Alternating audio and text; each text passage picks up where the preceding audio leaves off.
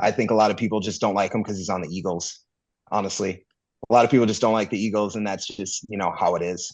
Um, they do that with everyone. They do the same with Jalen Hurts.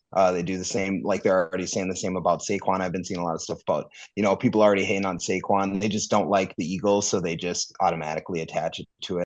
All right, welcome to Borderline Sports Podcast. I do believe this is our ninth episode here.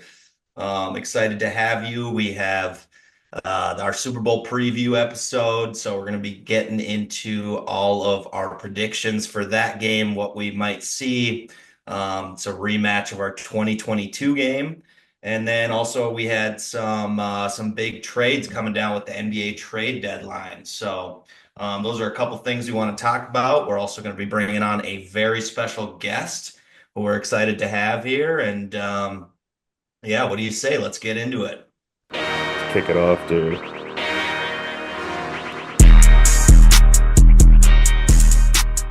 To start us off, just to go through our headlines here, we had a really big week in the NBA, perhaps probably one of the craziest trades of all time.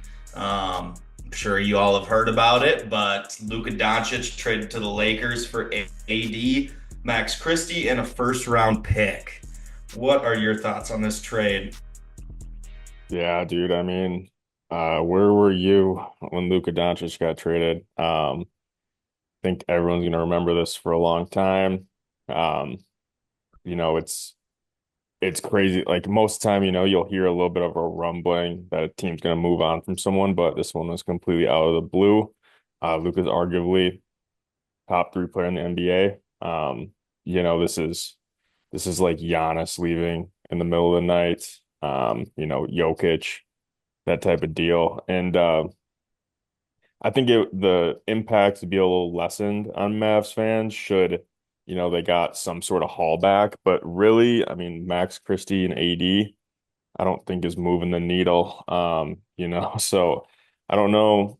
I mean, I'm sure we'll find out eventually if there was some underlying problems with Luca and the org. But I mean, at face value, it shocks everyone, and you know, it's really quite shaken up in the NBA. So, guess what did you think? Or Yeah, I mean, me personally, just I was absolutely shocked. I don't think anyone knew that Luca was even in conversation of being moved. It just took the NBA world by storm. I also have concerns. Like I get that they're the Mavs. I mean, the one thing you can understand is, yeah, maybe we're in win now mode, and Luca's kind of been hurt, or we're expecting him to be out longer. He's not in shape. But they still got their work cut out for him. Like they are, I don't know, 10th. They're not I don't know what they're where exactly they are in the seedings right now, but they're going to be grinding for their second half of the season. They don't really have time to build chemistry with AD, with Max Christie. They're going to need these guys to come in and contribute right away, which, do expect them to, but yeah, I mean it's a major shakeup. I'm not sure what Nico Harrison was really thinking on this one. Just really must have had some major concerns about Luca's health, his fitness. He's eating too much, he's drinking too much. There's that infamous clip of him celebrating going to the finals last year when they just beat the Wolves, and he gets he gets a beer taken away from him by the owner, I think, or like the an assistant or something like that. The guy just he's celebrating in the locker room. The guy just comes and grabs his drink out of his hand. So I'm not really sure. I would assume Mark Cuban is beside himself with this trade. Just really sounds like it was just Nico Harrison, Rob Pelinka in a coffee shop. Let's get the deal done, and yeah, I don't know. I mean, it's crazy, dude. Like, yeah, I mean, this uh, is an org that I mean, a couple years ago they had Brunson, Kristaps, Luca all on the same team. Ended up parting ways with those two. Now Luca's gone, and I mean, I just don't see his conditioning like being what urged them to move him. To be completely honest with you, I mean, he's always been a little bigger. That's his play style. He doesn't need to be 230 pounds. Like he uses his body really well. So I just don't think that was part of it. I maybe they're in tank mode almost like because they don't want to pay him next year, the Supermax. I don't really know. But to get AD back is kind of a joke because you're looking at a dude that, I mean, this is this is a Mavs team that I even forget last year they were in the finals. You know what I mean? Because this year they've struggled. Luka hasn't played a ton. Like you said, they're not even in they're 11 right now in the West. So it's like it happens so quick that I don't even know how to process kind of what's going on. But I mean, I'm just not buying that it was strictly because he's out of shape. That's just a joke. So yeah. Yeah. No, I mean, it was definitely a question mark of got to make sure he's going to sign the Supermax contract. Do we really want to pay him 345 million? I mean, I could see the Supermax contract, all that money being a concern because of the shape that he is in.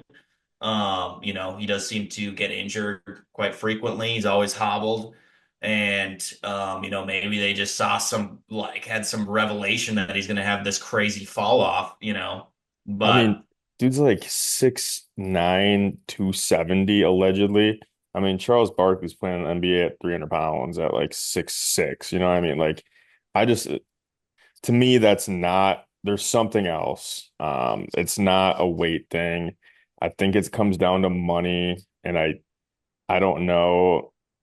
I just don't know. But I'm not buying it for a second that it has anything to do with being 270 pounds because that's whatever it is, 6'7", 6'8", 6'9". That's like he doesn't look fat on the court. Like he moves fine. He plays 40 minutes a night when he's healthy. Sure, he's been injured a little bit this year, but it's like we're talking AD, like he has a nickname like the glass man. You know what I mean? So yeah, it's like yeah. I'm just not buying it. I think something's going on with Dallas that they just don't want to. It will come out eventually. But I just no, I'm not taking this for this to be really about his weight. Yeah, fair enough.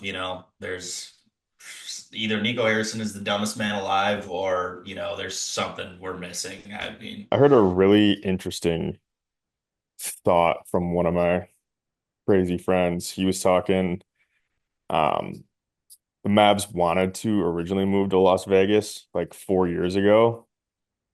And so he was saying, this is all a tank, be dog shit and get out of Dallas. I mean, it's a expansion org. They haven't had a ton of success there outside of the Dirk year and then last year. So it's like maybe, I don't know, it's feasible to me that, they're trying to relocate. I just don't they completely betrayed their whole fan base the last couple of years, with Brunson, Luca, Kristaps. Like imagine those three on a team right now. Like they'd be dude, if I woke up to an Anthony Edwards trade like this, like I was already furious about the cat trade.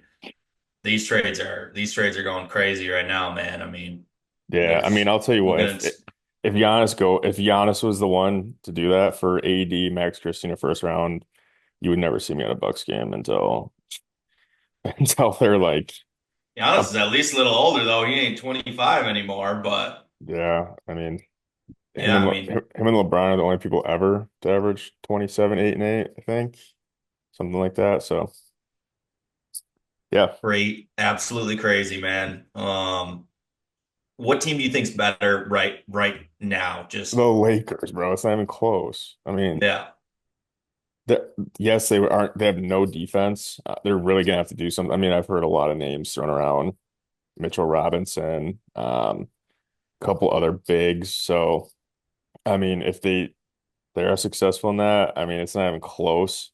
I don't really see.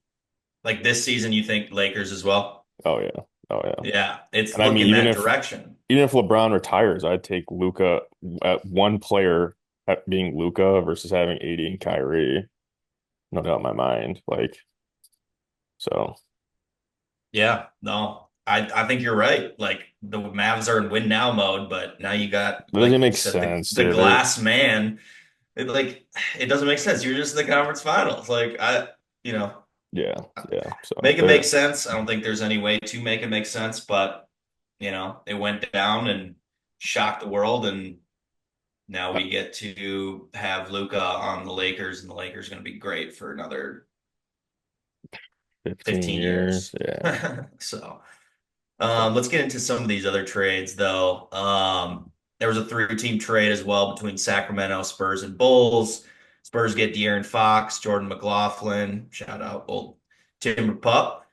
Kings get Zach LaVine, City Sissoko, three first rounders and three second rounders, and the Bulls get Zach Collins, Trey Jones, Kevin Huerter, and a pick back. Um, this is an interesting one to me. I think, definitely makes the Spurs a lot more dangerous. The fact they didn't have to give up Stephen Castle either in order to go get De'Aaron Fox is kind of crazy. Um, you know, I can kind of see the Kings being like, hey, like we're kind of stuck in this sort of play-in potential spot. Malik Monk is playing well. We obviously De'Aaron Fox still a star of the team. Sabonis is incredible with his triple doubles, but maybe they saw a cap on like, they didn't want to pay him anymore, and they kind of felt like, hey, if there's any time to do it and get something back and see if we can go to the next level with a different player, save some money, perhaps, now's the time. What do you think? I mean, dude, the Bulls are horrible. I don't know what they're doing. Um, Outside of that, I mean, I don't know. It was a decent trade for both these teams, I think. I mean, De'Aaron Fox isn't moving the needles with the Spurs, but I mean, if you can keep him there a couple years, let Wemby develop. I mean, hopefully develop some of these other players they got the last couple of years being horrible. I guess I don't really know from their end. I mean, on the other side, the Kings, I think, they had to make a decision with it was either DeMar or De'Aaron Fox that had to go. So I guess they ended up taking the old guy. I'm not a huge fan of it. It just is like a weird trade to me at the end of the day. But I don't know. I don't have a ton of thoughts on it. I don't think either team really won this. All I know is the Bulls are again losing like they have been since Jordan left. So For sure. Yeah, and it's just funny to me that the Kings now reunite Zach LaVine and DeMar back on the same team, yeah, which clearly didn't work that well last time. Obviously, the Bulls organization is in just struggling forever. They've not been good for a while. They're shitty organization, and maybe it works on the Kings. At least Zach LaVine is now, not just stuck on a franchise that's in a ship that's just absolutely sunk underwater. So, maybe we'll get to see him play some meaningful basketball for once. Um, I mean, dude, Zach but LaVine's making 45 mil this yeah, year. Like yeah, that's crazy. NBA is out of control. LaVine, yeah, it's crazy. I mean, Like he's good, don't get me wrong, but like that's he's just NFL QB money. Like, he should at least be back in the freaking dunk contest, dude. yeah. I mean, I don't know. Like I said, I think last pod, I think Sabonis is really good and you can kind of build around him, but I don't know if this is kind of like the move to go in, keeping DeMar, who's a mid-range expert, not a ton outside of that.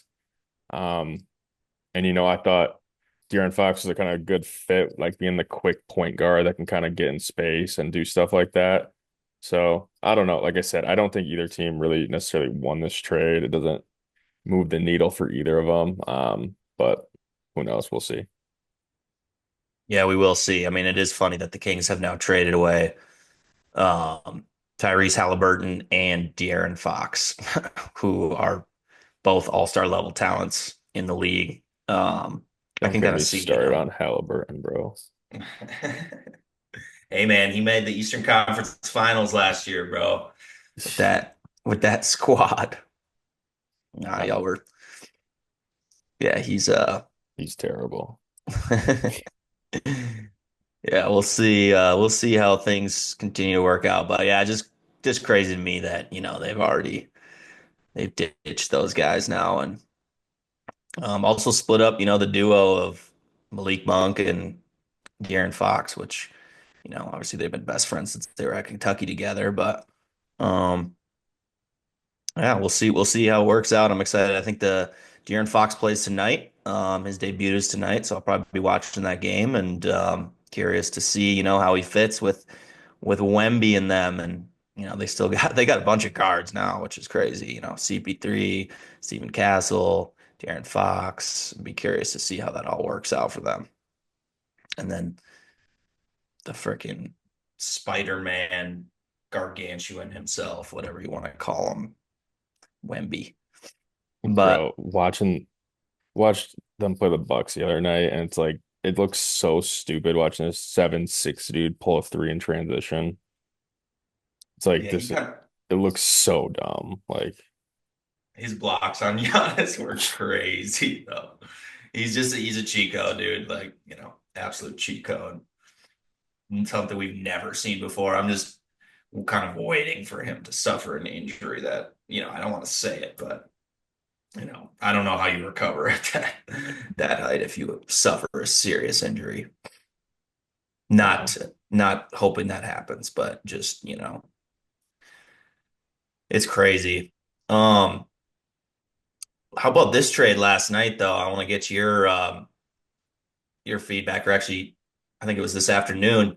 Milwaukee Bucks trade Chris Middleton, AJ Johnson, and a pick swap to the Wizards for your boy Kyle Kuzma, Patrick Baldwin Jr., and second round draft comp. Immediate reaction live.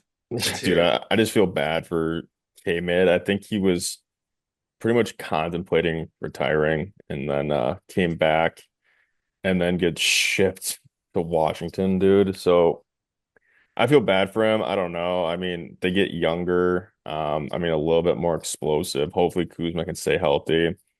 I just can already see the headlines of Kuzma bitching about being in Wisconsin. He just seems like someone that is not meant to be here. But I don't know. Hopefully he like I said, if he can stay healthy and just keep doing what he's been doing, he's had a decent year. So keep shooting threes, do some stuff for us. But I don't know.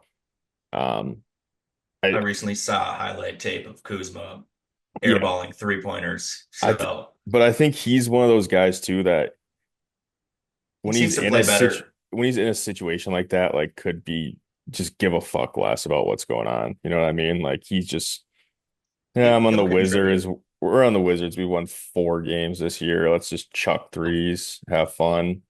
So I don't know. It'd be interesting to see. Like I said, give it a within a week, he's gonna be saying some shit about, oh, it's cold in Wisconsin, stuff like that. So just seems like a little bit of he's an NFL wide receiver. Yeah, I guess Chris Middleton, you said something about him retiring. He's 33. He's definitely been just heavily on just injured reserve, basically. Like he's not played that much, I feel like, in the last couple years.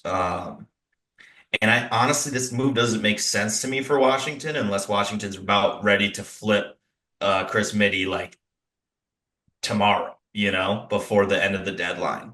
Because why do they want a 33-year-old Chris Middleton to pair with Jordan Poole and a almost positively number one pick?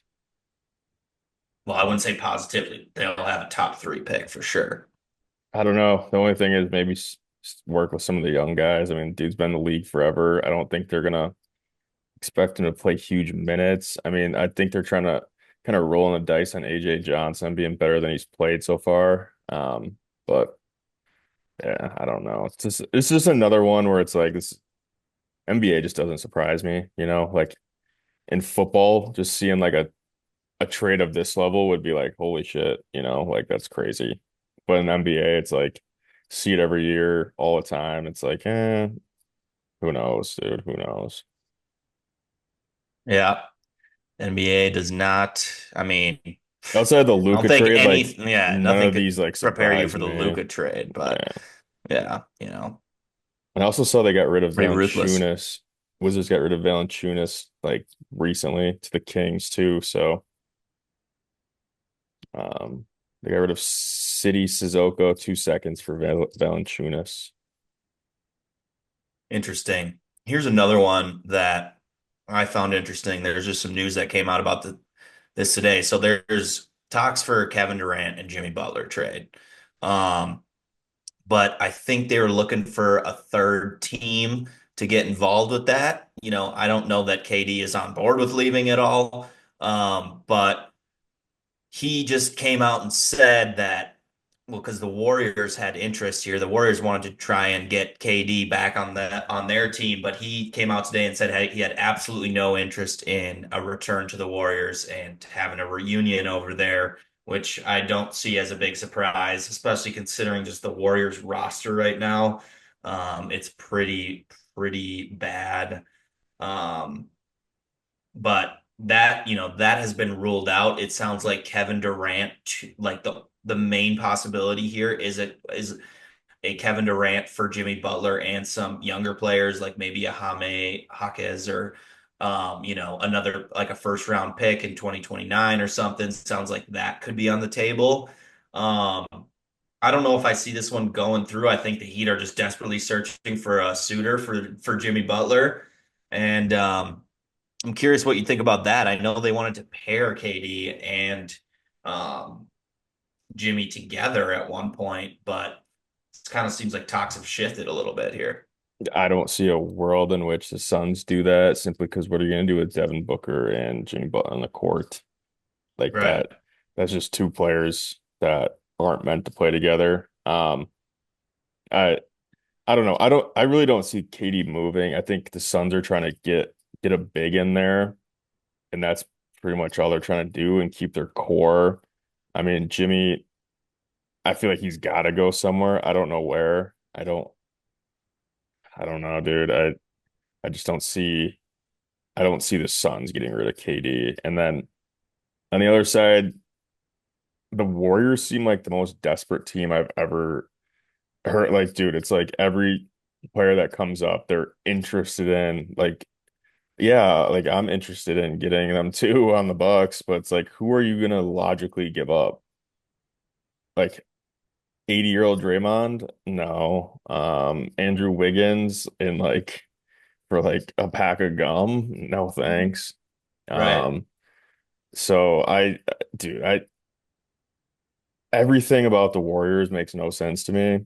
So I don't know. I think they're just gonna have to hope and pray that I don't know, dude. I don't know. Odds turns into an all-star. Yeah, dude. They're in bad shape. I mean, Curry's what, a year or two from retiring. And noticeably lost a step. Like Katie and LeBron still ball out every night. Curry, on the other hand, is like noticeably I think he's not only as averaging good. like 22 and a half points a game Yeah, this season. exactly. Other two are still at their 26, 27, efficient. So, yeah, dude, I think the Warriors are just really desperate. I mean, maybe they're a Jimmy team, you know what I mean? Because the Heat just want to get rid of him, and the Warriors just are begging for a player. So maybe that's an option, but I don't They see could get rid Katie of like a Kaminga, Moody, Wiggins. Like, I don't, Wiggs they still have, but yeah. yeah, I don't know. Yeah, they have been calling around just It's like, desperation chatting dude, it's up like there. grossly desperate what I see on Twitter. It's like, they're trying to get Yeah. LeBron, bro. Like, shut the fuck up, dude. Like, What do trying you to have get to offer? trying to get Giannis. Like they have nothing, dude, nothing to offer. So, yeah, I don't. We'll see, I guess. I mean, as we're recording this, I'm sure by the time we're done, there'll be someone that got moved, but I don't Mhm. anticipate it being KD. I'll tell you that. Yeah. Yeah.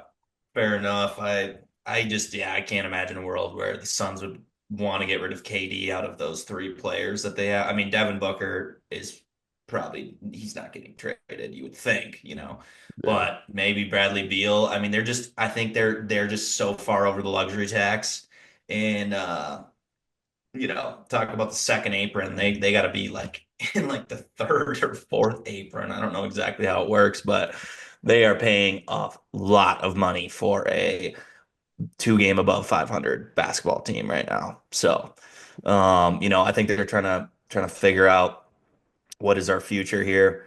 Um, are we in win now mode? Are we going to put all the pressure on the organization, keep the They have to squad be. together? They have to Yeah, be. they I have mean, to. once KD's gone, they're done. Like this is their. I mean, Devin Booker's not going to solo himself to the NBA Finals. So it's definitely win while you got KD, and yeah, I don't know. I'm just trying to. I was looking up Warriors trade on Twitter right now just to see another one of like just to see who they're like. Who I they're don't know. offering Yeah, or but who they've called basically every team about every all-star on that team. So if they yeah. have one. So So whatever. NBA is NBA. Like I said, yeah. nothing super surprising outside of Luca. Yeah, and I just to touch real quick, I don't think the Wolves are going to end up making any splash moves here. I know a lot of people are calling to get trade Randall. Just not sure. I mean, it He's would be hurt right nice in case now. he's hurt. It'd be nice in case he walks at the end of the year because we don't have him, otherwise we might lose him for nothing, but I don't know. Maybe we can sign him to a cheap deal here and keep him on the squad. I mean, the Wolves have lost back-to-back games with him out. I will say one of those games, Washington, after going on, I think a 5-game win streak, the Wolves lost back-to-back. One of them, Ant was out, Nas was out, Randall's out, everyone's out. Just lost by 2 points and then just a kind of a poor performance. Ant couldn't really score on Monday playing the Kings, but I don't expect any splash moves from the Wolves here. Never know though. Things are breaking like crazy, so I'm definitely pumped to see what trades go down in the next 24 or not even 24 hours. All right, we now bring in our senior NFL Eagles expert, super fan over here. Welcome, Anthony, to the podcast. How we doing? Doing good, doing good. I'm glad to be here. Ready to talk some Eagles ball.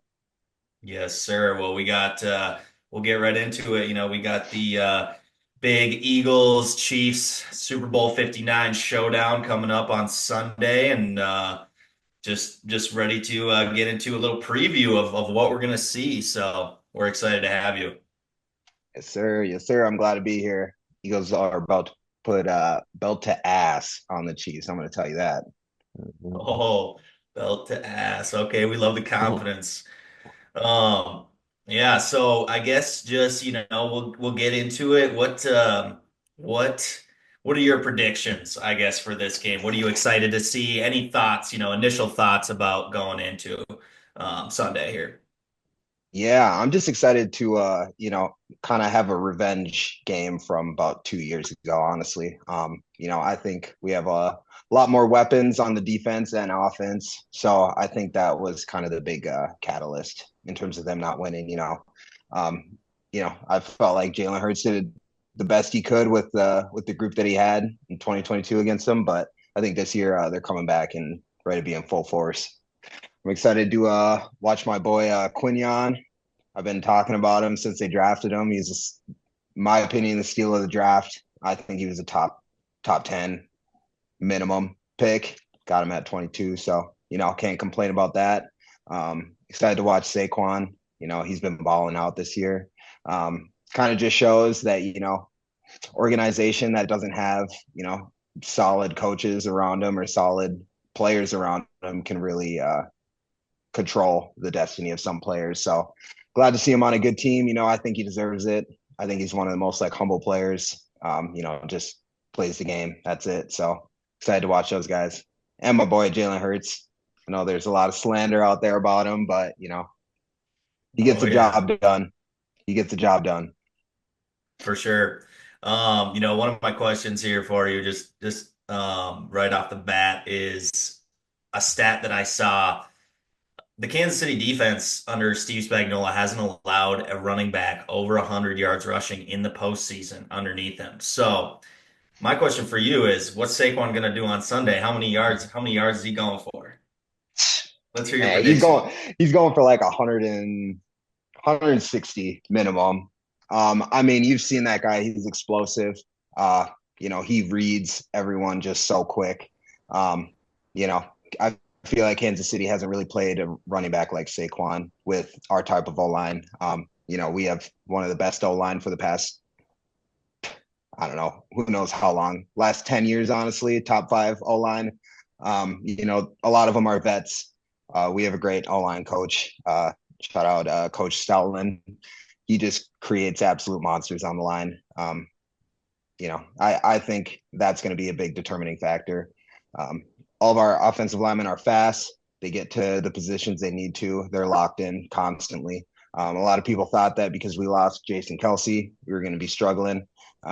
Little did a lot of people know that Jason Kelsey handpicked Jurgens to completely just take his role. So, our tush push, a lot of people, kind of talk on. They hate it, but it is what it is. We actually have a higher percentage with Cam Jurgens in there. So, I just believe our O line is a lot better. Um, you know, Having Saquon there just makes it's just the icing on the cake, honestly. I just don't think their defense is going to be able to keep up with the amount of aggression and uh, just getting to the ball. Honestly, I just don't think it's going to happen. I think they have a lot of good players on their team, but I just don't think it's going to help them. You got to remember though, this year the Chiefs don't have Kadarius Toney, so that's like a big net minus for the Eagles, like in terms of being able to score. I think he gave them 14 points in the previous Super Bowl by himself. So uh it's nice to see that bum gone. I do want to bring up the fact that I think this Chiefs team is definitely better than they were the previous year. I'm not saying the Eagles aren't better as well, but I think both teams definitely got better. I mean, Xavier Worthy's kind of started to contribute a lot. I mean, looking at the box score from last year, I mean, they're playing Justin Watson heavy, Sky Moore, bum, MBS is gone. So I think the Chiefs, while like they're still not the most explosive team on both sides of the ball. It's really going to come down to a head coach matchup with Sirianni um, and Andy Reid. And I guess is this kind of finally the point where Sirianni can take the next step and become a winner? Because I know Eagles fans were calling for his head about 4 weeks in. So is that pressure mounting at this point of the year, to get it done? I think it is. I think it is always with the Eagles organization. They kind of, I think they read into it a little bit too much, and they should. I mean, if you look at Sirianni's stats, he is by far one of the top winningest coaches within his first couple seasons. I think he's like 51 and like 14. Yeah, he's number one. Yeah, yeah, he has like ridiculous stats. I mean, like a lot of people like to hate on him. They just don't like who he is as a guy. They gotta, put that aside and look at him as a coach. I mean, how often do you see a coach, have those type of stats and still get hated on a lot? I think a lot of people just don't like him because he's on the Eagles. Honestly, a lot of people just don't like the Eagles, and that's just how it is. Um, they do that with everyone. They do the same with Jalen Hurts. They do the same, like they're already saying the same about Saquon. I've been seeing a lot of stuff about, people already hating on Saquon. They just don't like the Eagles, so they just automatically attach it to it. I think, this is this will be an important game for him. I know, even the head office was considering firing him, which I thought was kind of ridiculous. They just don't like the type of antics he does, but he's just like when you watch him, I feel like he's um, a true figure as like a Philadelphia fan, to where, you call people out on their bullshit. You don't really deal with the nonsense. I enjoyed it when, people saying that he was talking to his fans, like, he just gives the same energy that they give him. And, it's kind of a back and forth. A lot of people don't like that, but that's just how the Philly fan base is. And that's just how like Philly organization is. They don't put up with any BS. So I think this is going to be a big game for him, though. I think he has the ability to beat them. He just has to stick to it. A lot of the times, what kind of comes with that is even coaching elsewhere. Sometimes I think it's ridiculous that offensive, defensive coordinators, even head coaches are able to interview during the postseason. I think that's ridiculous, and it's a way for them to not stay focused on the game ahead. Yeah, so So real quick on that, I saw rumblings of Kellen Moore being the head coach or being a part of the Cowboys. So like I guess that's just something to keep an eye on, is he fully focused? Is he looking to move? I mean, we saw it with Ben Johnson and the Lions. So, yeah. is the focus 100% there?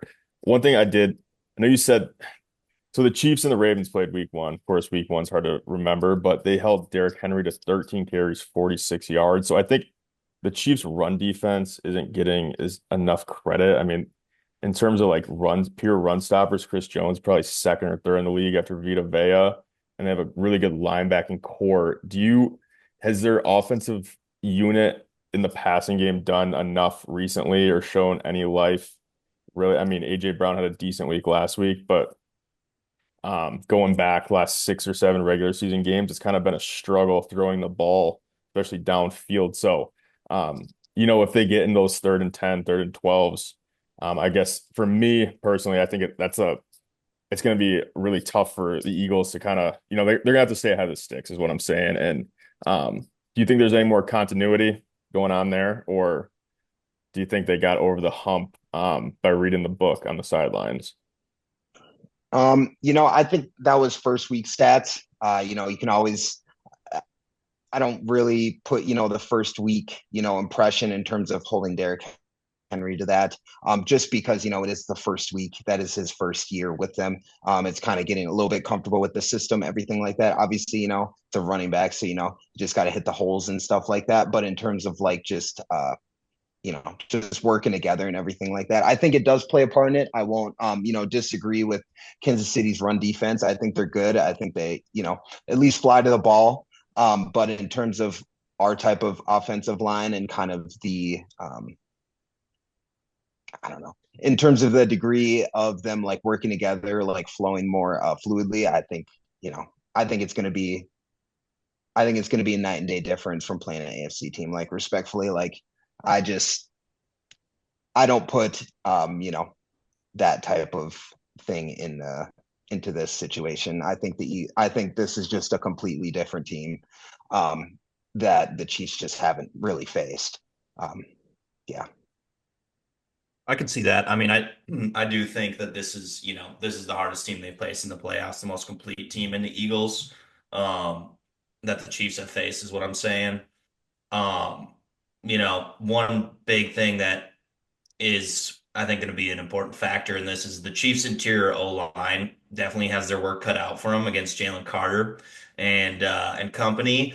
And I think the Chiefs just moved one of their best interior O linemen to left tackle. Hmm. So I'm curious, what do you think? What are your expectations for the Chiefs going up against this interior O line? And what how many sacks for Carter this game?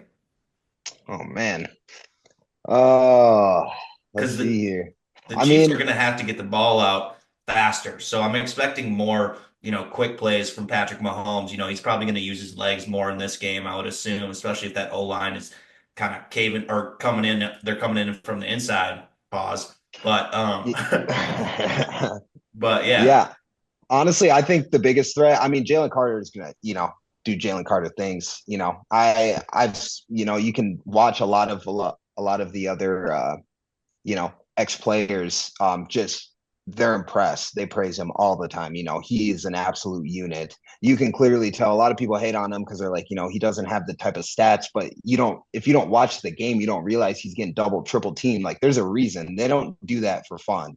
They do that for a reason. They know that he's an absolute unit. I think Jalen Carter's probably gonna, I'd say 1.5, but honestly, I think the biggest threat on the outside is going to be Nolan Smith. He has recorded, I think, 4.5, 4 sacks in this postseason. He's just become an absolute dog. His second year, he's balling out. He gets off the edge fast. I guess, hopefully their left tackle, formerly inside guard, has been working on cardio because I know Nolan, he's he flies off the ball. If you watch him, he goes way out wide too. So that opens up a lot of gaps for either blitzes, for insides. I watched the last game where Jalen Carter basically called an audible on the fly where he went outside, let Nolan Smith go inside and stuff. And that's just the kind of character even he is, and the type of time that they're on. Honestly, they're just working together. I think it does help that they did play college together, so that just ends up working together. So I think Nolan Smith is going to have a game this Sunday. Honestly, he's the one that I'd probably be looking out for the most. Yeah. Sure. Kevin, we discussed this stat last week. I believe teams or quarterbacks to go back into the Super Bowl after losing their first game have never won a Super Bowl. Is that correct? Since the Bills dynasty, yeah, whenever Mhm. that was, 70s, 80s. So, um, yeah, a lot of pressure on Jalen Hurts. I mean, like you said, a lot of pressure on Sirianni with kind of what happened to start the season. He's been really, really good in the regular season. Just I think in this game to me, I mean, you always got to give the Chiefs like the Brady edge, you know what I mean? Yeah. They're one, and I think they even have a little bit more magic than Brady in terms of just some of the calls they've been getting. I know last time we played in the Super Bowl, there was that pass interference downfield. Um, what are your expectations if Jalen Hurts has to throw a Hail Mary at the end of the game? And do you think he's been working on his arm strength? I think, I hope it doesn't come down to that, honestly. I'm gonna be honest, because I'm not saying he isn't clutch when he needs to be, but I'd say to do that against the Chiefs is very hard. I think I saw a stat. It was like last week where they said, in terms of like uh, clutch plays and everything like that, Mahomes is like literally one of the best. I think he's like 100% when they're down by 7 points or more. And basically the game winning drive, I think it was like less than 2 minutes. I can't remember the exact, but he was 100% in terms of, clutch plays. Like a In terms hundred, of, like 100 QBR or not QBR, but he was like 12, I think it was like 12 for 12 or something like that I see. when it's 7 points or less going into 2 minutes in terms of them scoring on their drive. He's like 12 for 12 or something like that. Right. So it's definitely not something I hope they don't put him in that type of position. I think he can push a ball down the field. But in terms of having to do that, I think it's a lot to put on a QB. And they just don't need him to pass the ball a lot. So I mean I can see him throwing a deep ball and everything like that, but in terms of like a 70-yarder bomb, I mean, that's just rough, for any type of QB, unless you're Aaron Rodgers, who's just like, the luckiest man on earth in terms of throwing a Hail Mary. A lot of it doesn't even come down to the QB. A lot of it comes down to like you have to practice that because, how it usually goes is you have the wide receiver at the goal line, and he's the one that pushes it up for the person in the back to catch it, the same way the defense are trying to bat it down. So a lot of it comes to like coordinating it with your receiving core. So I hope it doesn't come down to that. I guess we'll see when that if it ends up happening. But in my mind, I think we need to at least be up by 9 points for me to feel comfortable. Honestly, I hate to see Patrick Mahomes in a 2-minute drill. He's just way too he gets dialed in when he needs to. So everyone hates to see Patrick Mahomes in the last 2 minutes when they're down. Because you always know he's gonna make something happen. So it comes down to our defense basically locking in and understanding their plays and where they need to be, and just making sure he doesn't get those type of opportunities that he always seems to get, which I think our defense can. A lot of them have played Patrick Mahomes in the playoffs. In terms of our defense, a lot of them are newer, but they've stepped up to the game. For sure.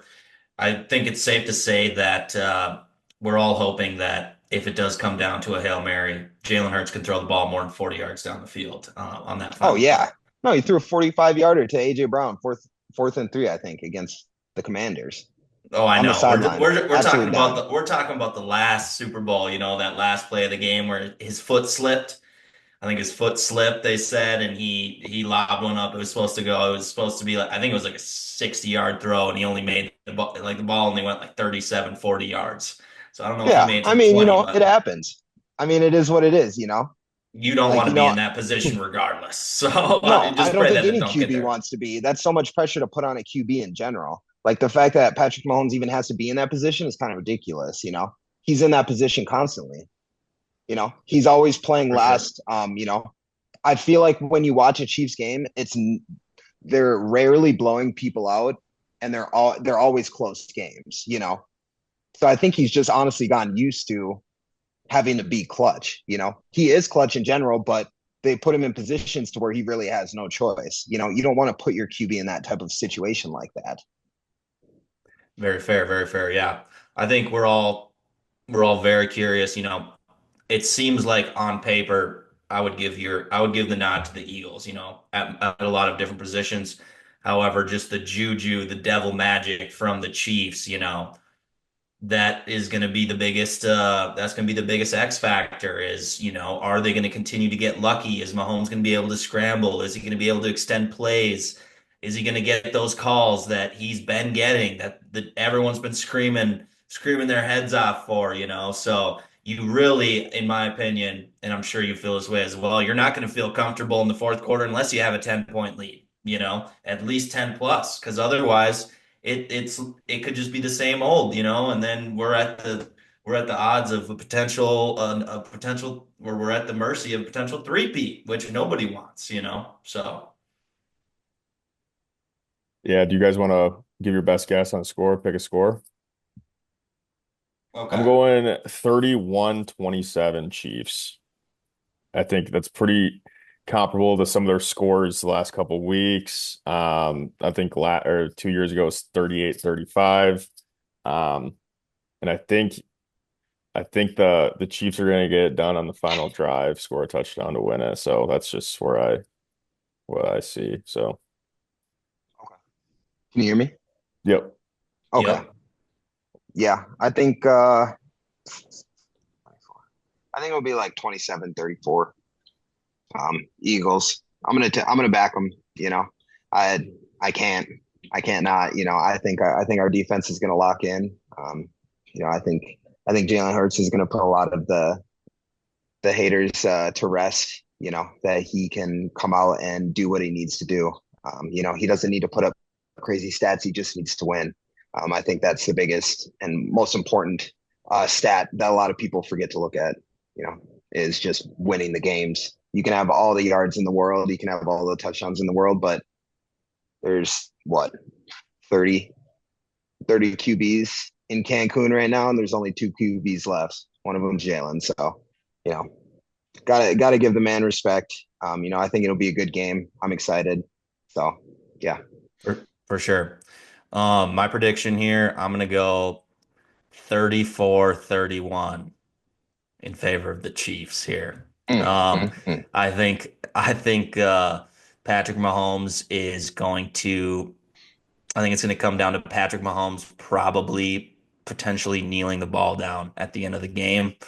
Um, I don't think there's any trust in your guys' kicker, Jake Elliott. So I think you guys are probably going to end up going for it on fourth, trying to get a touchdown. I do favor the Chiefs here.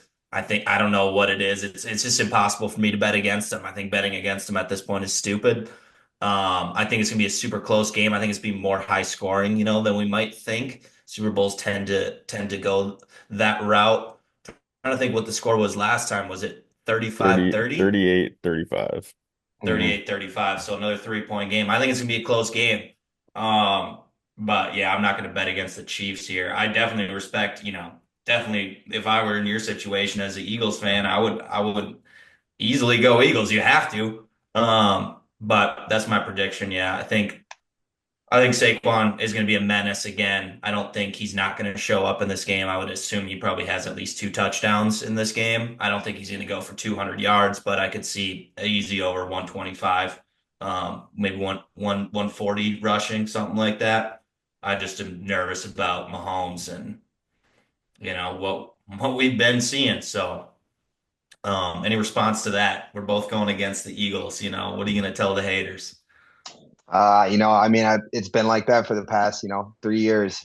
Everyone doesn't want to see them win, but they keep on winning. So, I think they're going to show out. They're going to, get the respect that they deserve. It's hard to bet against Patrick Mahomes. It's hard. It's they're the team you want to play against in the Super Bowl. You don't even want to face them in the playoffs.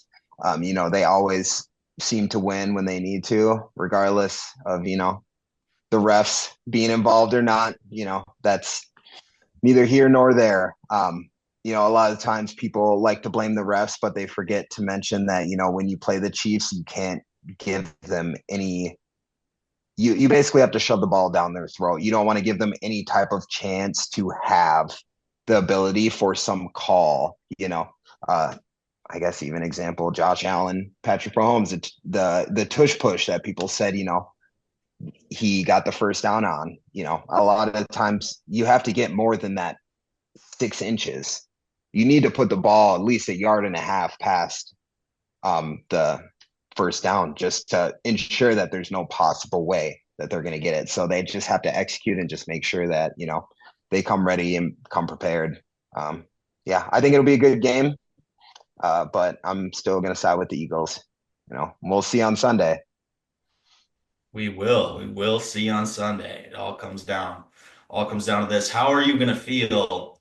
You know, what would your thoughts be on the season? This is completely hypothetical, but how would you feel if your Eagles aren't quite able to get it done? Super close game. They play their hearts out, and they end up losing by three. Chiefs repeat. How would you, looking back on the season? Is it a fail? Is it a failure of a season? Are you still really excited to be there? What are your thoughts? I think it just says a lot that they've been to the Super Bowl. In the past, what is this, 2022? In the past 2 out of the 3 years. I think that's accomplishment. A lot of teams can't even get to that point. So I think that is important to, see. I think, they'll have to think about executing and figuring out how to beat them if they don't. Um, you know, but I think overall in the season, I think it's been a complete turnaround. I think having Kellen Moore, hopefully, I don't think he's going to leave the Eagles. I saw Cowboys. I've been seeing a lot more Saints. I don't think any head coach really wants to go to the Saints. I don't think a lot of head coaches want to go to the Cowboys, honestly. He used to work for the Cowboys, and Jerry Jones runs that company. You're not going to have any say in it. He wants to find a puppet. He doesn't want a head coach to lead the team. I think, I hopefully, they keep all their players. All of our players are young. I mean, our defense went from what, 30 ranked, I think 31 or even dead last to number one in the league in a year. And that's all thanks to Vic Fangio and Howie Roseman for recruiting. Our team is getting better and younger every single year. So, I'm not going to hang my head on the loss. I don't think it's going to happen, but I'm not going to hang my head on the loss because, we still have a young team. All of our players are still almost fresh into their contracts. If not, they have a couple of years. I think if we end up losing, we'll be able to figure out what type of holes that we need to fill, and just get better at that. But other than that, yeah. Yeah, no doubt. No doubt. I respect it. Yeah, I mean, I've heard I've heard that since Howie Roseman missed on Jalen Reagor and Yeah. drafted him before Justin Jefferson, he has had a incredible turnaround in his Oh yeah. first round draft picks and just the way they performed. Hats off to him. That was a major L that he took there, but they really turned it Huge. around. And you guys have been in the Super Bowl twice since then, and us not even close. So fair enough. Yeah, I mean. Not sure there's too much else to go over here. We appreciate having you on. Um, any bets you like going into this game? I guess we'll throw that out. Whatever yard Saquon has, take it over. You know, uh, Jalen Hurts to score at least one touchdown. At least one pick by the defense. Honestly, the biggest one is Saquon. I mean, hard to really bet against him in terms of yards. He has a lot of there's a lot of the records to break in the Super Bowl in terms of him hitting yards. A lot of them are low, but I'm not sure what his yards are at this week. But yeah, I would take Saquon yards at whatever it is, take it over. Yeah, we're gonna have Landon Dickerson and Cam Jurgens back, so it's just gonna make it a lot easier for him. For sure, for sure. Riding Saquon. What you're gonna have Yes, to do sir. to get this dub. So, anything else from you, KB? No, just excited to see it. Wrap up the football season and, see what happens the next year. All right. Well, we wish you the best of luck. Thanks for having you on. If they win next week, you might be right back in this seat. So we'd love to have you back breaking it down if you guys get the dub. Fingers crossed for you. I don't think anyone wants to see a Chiefs three-peat, but then again, we're not big Eagles fans over here either, as I'm sure you're aware of. But yeah, no, appreciate having you on, man. Yes, sir. Yes, sir. I appreciate you guys having me on. I'll see you next week when the Eagles, beat the Chiefs and go Birds. Oh, good, dude. Peace. All right. Peace. All right. So, talked a little bit with our guest, Anthony, on what he expected as far as betting for the Super Bowl. And I guess we kind of, went back and forth with what we thought and came up with this nice little two-man, we're going to call it for you guys. Don't send me death threats if it doesn't hit, but it should. So, TD here is riding with Patrick Mahomes over 29 and a half rushing yards. Just hopefully this one doesn't come down to he's got 30 and takes a knee. I could see that for sure happening. And then on the other side, I'm taking Xavier Worthy over 65 and a half rushing and receiving. His receiving number is like 58 or something like that, but I could definitely see him. They started to feature him a little bit more in the run game. I think he had 16 yards last time. So, um, maybe he breaks a 30-yarder on the ground. So I'm riding with the combo pack there. So parlay that in Bovada plus 270, $100 wins you 270. Just something I really like there. So For outside sure. you, you, Yeah. that's No, go put your bets in. We are not betting experts. We are not giving you any advice. We're just telling you this there's is just what no we like. way. There's just no way this doesn't hit. So that's what we're telling you. It's a mortal lock, but Yeah. it's a locksmith Johnson, but I just dude, the Mahomes rushing yards, I swear to God, dude, I think I think it's gonna be a pretty popular bet. And so he's gonna get to like that 35 number and watch him like do a 10-second waster and lose 10 or something. So I know.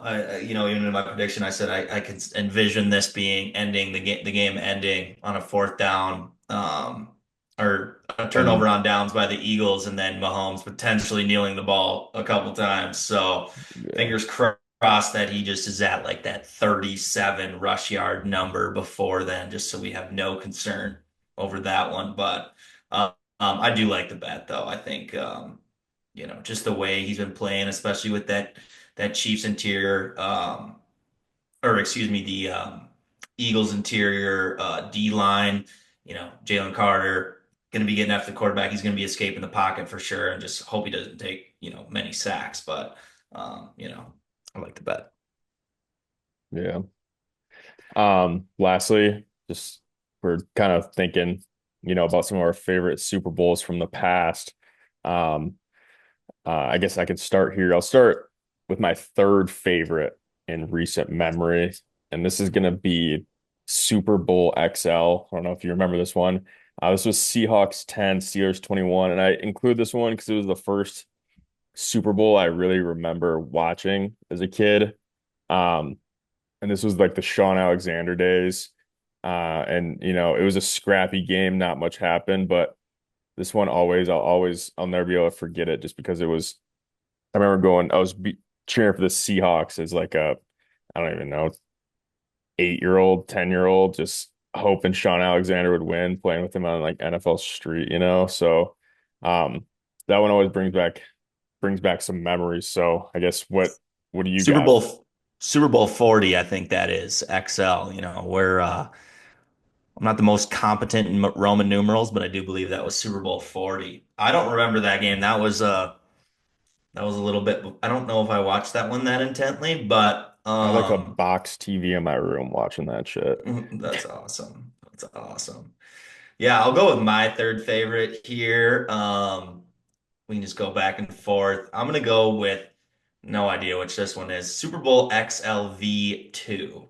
Baltimore Ravens versus San Francisco. This was the infamous Harbaugh game and the power outage game. Yeah, remember Jacoby returned one for a touchdown on a kick return. It was just an electric game, honestly.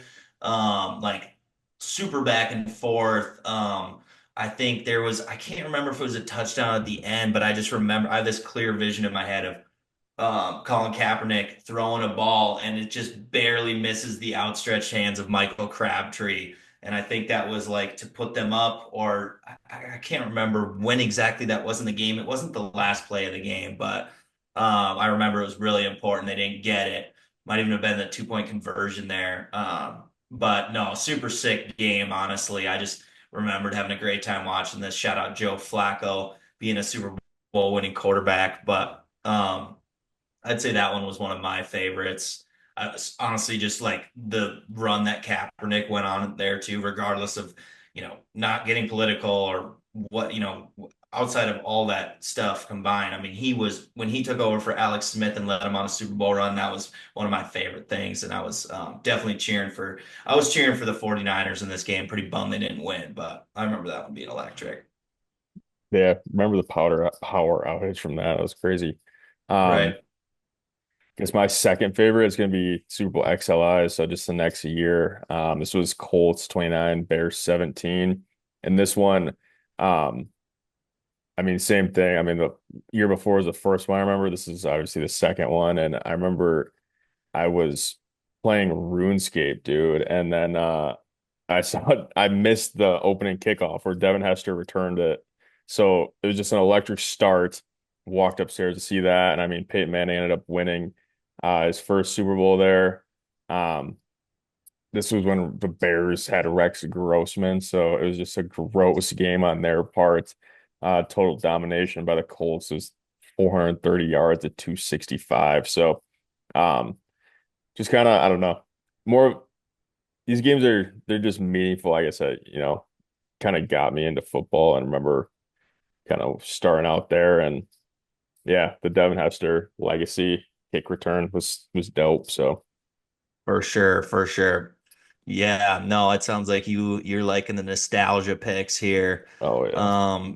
For my next one, I think I gotta go. I'll go at the two, I'll go Super Bowl LI, Patriots 34 versus Atlanta 28. This is the infamous 28-3 game. I was born in Massachusetts, so I definitely always had a liking for Tom Brady and the Patriots. However, diehard Vikings fan, moved here, really got into football when I moved to Minnesota. So wasn't like I was a diehard fan before, but I would still root for the Patriots in the Super Bowl. Um, but this game was just crazy, man. I just remember at halftime there was this photo of Tom Brady. Just he had just thrown a pick, and I think it was a pick six in this game. He had a ton of turnovers. I want to say two or three, but he had just thrown a pick six, and he was just head in his hands, or just looking down on the sideline right after throwing that pick, and the everyone, the broadcast, the commentators were just talking, oh, are we witnessing just the downfall of Tom Brady? Is this it? Is this it for the old man? And just the onslaught that came back in that game, um, Danny Amendola, Julian Edelman had big games. There was just crazy play upon crazy play. The infamous Edelman game across, I think, or the Edelman catch across the middle, where it's like no one knows how he even caught it, but I just remember he was on the ground, barely had his hand on the ball. I think that was the drive to get them to go to overtime, I want to say. But I just remember it was a crazy catch. I don't know. It might have been tipped a couple times. Not even a great throw by Brady. But yeah, just one of my favorites for sure. And I'll never forget the Julio Jones sideline toe tap catch that I thought was one of the best catches I've ever seen in Super Bowl history. Yeah, that game was. I watched. It was a I think replay we of were like the living together, or I was right down the hall from you. I think that was at the U number your sophomore year. maybe, dude. I feel I don't know. Either way, I was where I was going with this was I saw a highlight video on Twitter, the 2 minute drive, and then a lot of people forget that they need a 2 point conversion to tie the game even. Hmm. So, just masterclass there. But Yeah, shout out James White. I think James White is the one that got him. yeah, A and lot of those, he was just grinding for the 2 point conversion, barely sneaking in. I think he got the no, game they winner threw. I too. think they threw a quick screen on that. It was like a, Oh, but he did score the game winner. yeah, he did score the game winner for sure. I know he was vital in that second half on that comeback. So, Yeah, um, and I mean too, like you just got to feel bad for, the Falcons are always going to be enshrined like that, and they haven't had any chances to rectify themselves since. And right now with Kirk, I don't see it coming anytime soon. I just Side remember side note on Kirk, did you see he was playing with like a injury on their 4 game losing streak? I really, Yeah, so I just saw that on Twitter today. Actually, let me read it. yeah, here just before you say that, going back to this game as well, I remember they brought down Arthur Blank, the owner Yeah, yeah, the owner of the Falcons, dude, they brought him onto the field, and this old guy, dude, he's just like witnessing the downfall in the second half. They kept going to him, and like, dude, the look on his face was just one of, oh my God, it looked like I don't know how old this guy is, but he was just like he couldn't believe what he was seeing. It was basically like that Cleveland. I don't remember. I think it was the Cleveland Indians, now Guardians, but back in the day, they brought in the World Series trophy into the locker room, I want to say, of the Cleveland Indians. I can't remember who they were playing. Cubs, bro. Was it that Pretty, year? I'm pretty sure. I think this was maybe more in the past. I watched it on like the Cleveland, Believeland, whatever documentary, but just about all their downfalls. But yeah, either way, it was just they jinxed themselves, you know. They were up so big and just crazy downfall. So this tweet says that Kirk hurt his arm, and I mean they show the video of him getting blown up against the Saints, and they lost that game, and this was on 11-10.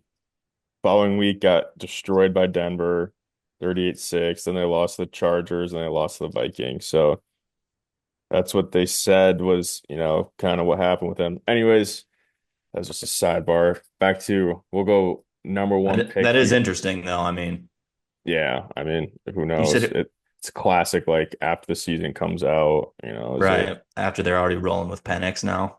yeah. And um my number one, obviously, Super Bowl XLV, Packers 31, Steelers 25.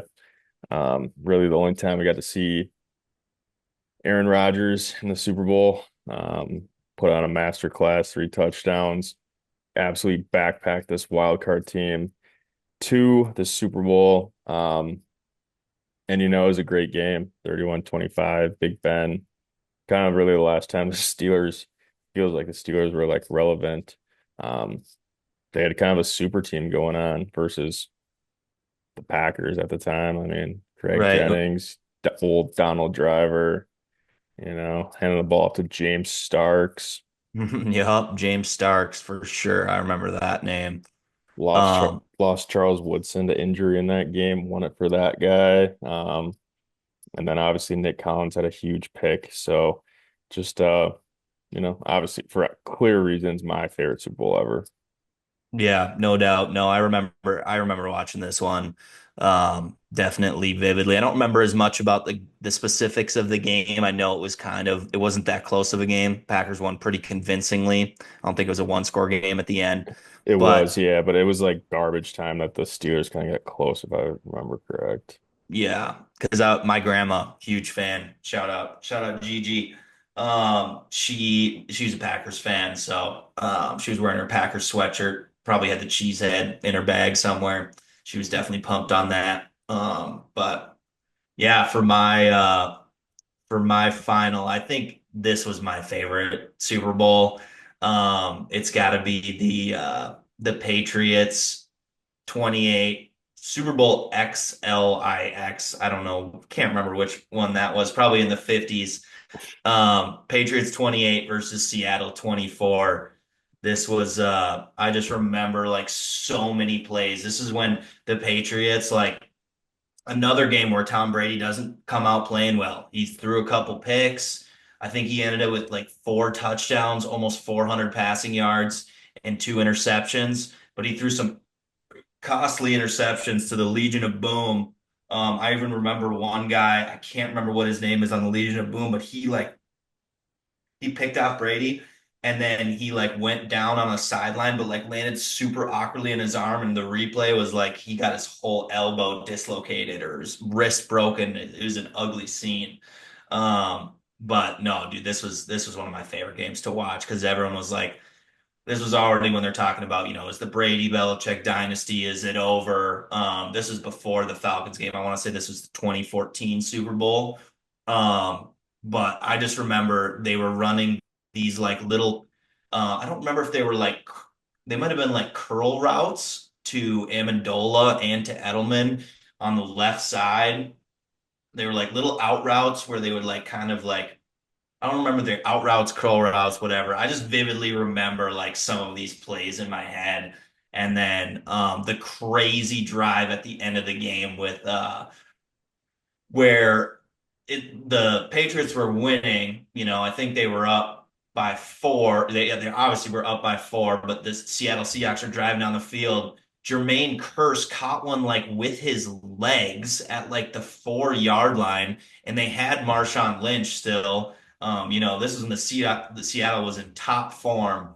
They had Marshawn Lynch, and then the infamous they were at the 1 yard line. They didn't hand it off to Lynch, and Wilson just throws the crossing route, the slant, and Malcolm Butler just jumps that thing. Unheard of guy, just undrafted, picks him off. That was one of my favorites, dude, of all time. Like it just seemed like the Patriots are gonna win that game after they battled all the way back, and then to have a walk-off interception was crazy.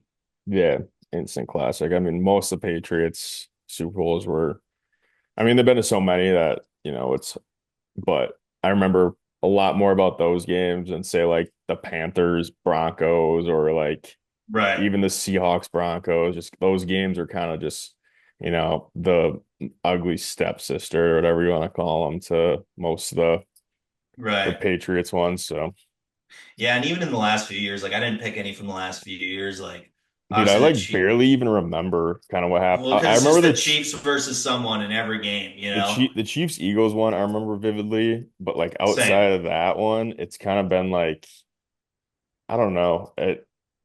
Maybe my memory is just going to shit, but like I just don't They remember up. or I don't pay attention or maybe it's even the product they put out there. I mean, it's all focused on those ads these days, dude. That's like half the game. It's just watching ads, and I don't know if my attention span is just deflated or what it is, but Mm-hmm. Yeah, yeah, fair enough. Yeah, I can't say I remember. Yeah, they just all seem to blend together, dude. Like I got. the Chiefs, they're always like, close games. What were you gonna say? I was just gonna look up Super Bowl, like who even played in the last 10 years. Yeah, I mean, I So can. we obviously had Chiefs Niners, barely remember Chiefs Eagles vividly. I mean, I remember watching the Rams Bengals.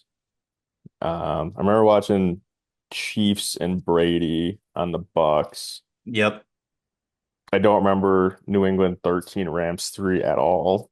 that one was my senior year of college. That game sucked. That game was not a fun game. I remember Travis Scott did the halftime show though, which was kind of cool. Yeah, dude. So I mean, just pretty much seems like it's been last 10 years has been Kansas City or Brady, which I mean, really it has.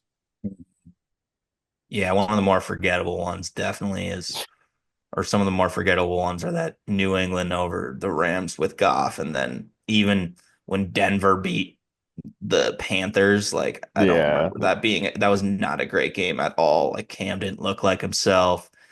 We're got a Peyton Manning that just like can't even move in the pocket whatsoever. Like he got benched that year. But then he ended up having going on a run in the playoffs just because their defense was so elite. But Yeah, Champ yeah, there, Bailey, fucking dog. yeah, there's some forgettable ones in there, but I think the ones we mentioned are all super solid. Hopefully this one's an instant classic, but it's the Chiefs again, so remains to be determined. Yeah, I just don't see.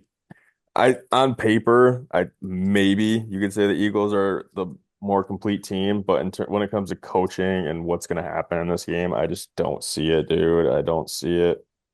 And like honestly, probably the worst position to be in is like a diehard Eagles fan, if we're being honest, because you got to just face the witchcraft. Like that sucks, dude. That absolutely sucks. I'm so Yeah. glad. Like I'm not glad, but like say the Packers were like in the Super Bowl three times and you go 0-3 against Brady, like is that worse than just like winning the one time he's not there? You know what I mean? Like, Right.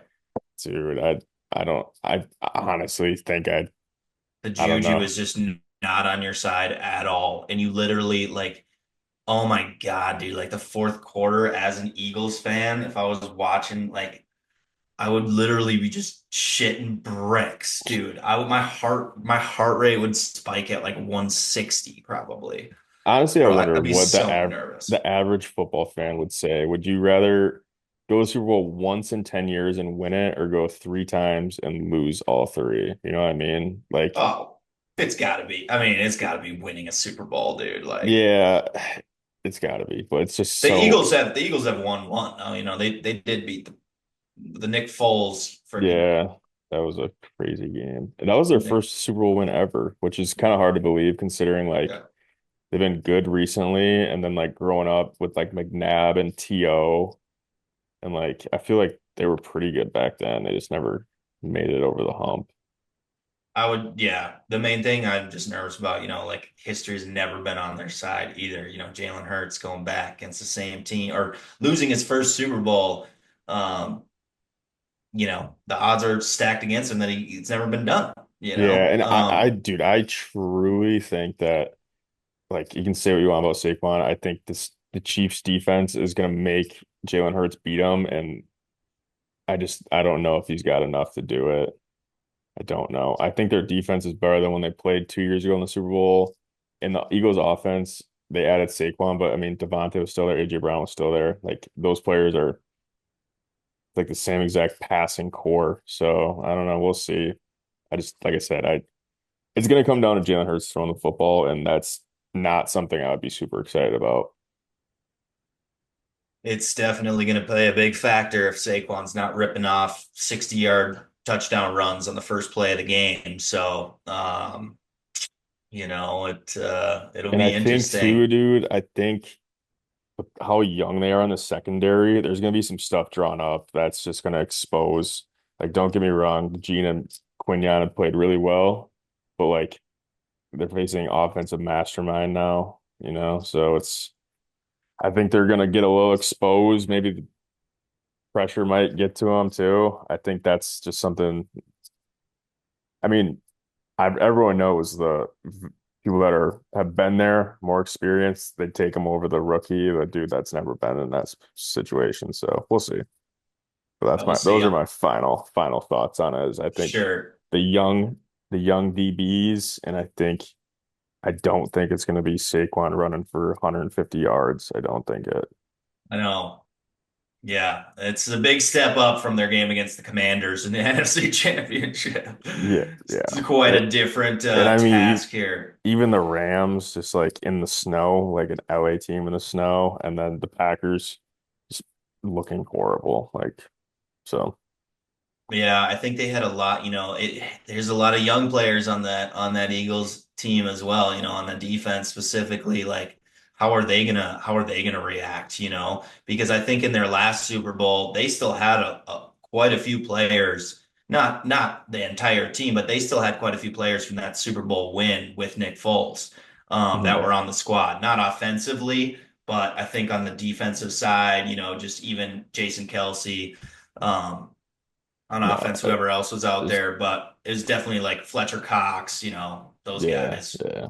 So Fucking yeah, yeah. we'll Who would see. you okay, we're gonna end this one final question for you. Would you rather have a Chiefs three-peat or an Eagles Super Bowl victory? Chiefs easily. Chiefs. Easily. I mean, I don't hate the Chiefs. I never have. I grew up, my whole family's from Kansas, so like I always kind of liked them. I don't like that they dismantle every team now. It kind of pisses me off. But like I've never hated the Chiefs.